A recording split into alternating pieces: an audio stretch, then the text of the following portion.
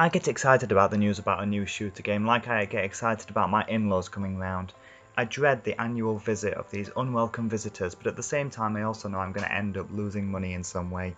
I also know that these guests will probably come wearing the same clothes as last year, brandishing the same tasteless gifts, and spouting the same lines about how I should be excited that they are here, because this time they've had a slight haircut.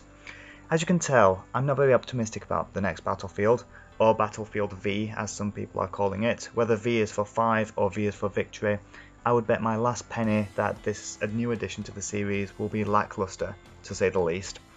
Battlefield 1, however, was a breath of very much needed fresh air.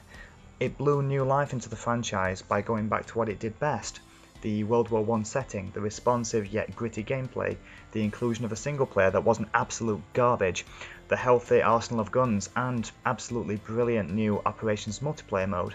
It all propelled the Battlefield 1 to the forefront of the first-person shooter genre in late 2016. The only problem is, the only way to go now is straight down.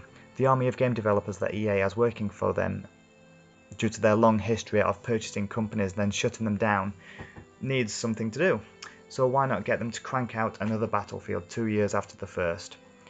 EA's stubbornness to milk their franchise until they peter out will be the death of everything they own, when it is far better to create legendary titles that are fewer and far between, but much more memorable for the future. 2 years is not enough to develop a defining game. I have a bad feeling that Battlefield V will be heavily built around the foundation of Battlefield 1 and will not have any identity or innovation of its own. But what do we know about the new Battlefield? Well, nothing concrete, unfortunately.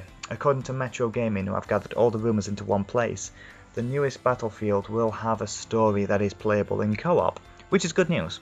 I only hope that it won't be a 4-hour campaign that is linear and boring and rushed so that the developers can use the 2-year development time to focus on what everyone spends their money on, the multiplayer. If the story is substantial, if it has characters in it that I care about, and it's also couch co-op, then that would make me very happy.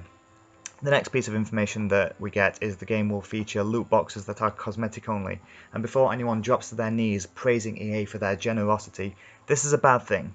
Loot boxes in any form are bad news. It is a platform they can build on and exploit people for, and with EA's recent history of turning younger gamers into gambling addicts, I have absolutely no patience for them at all. The last piece of information is that, rumour has it, you can go prone on your back now like in Rainbow Six Siege.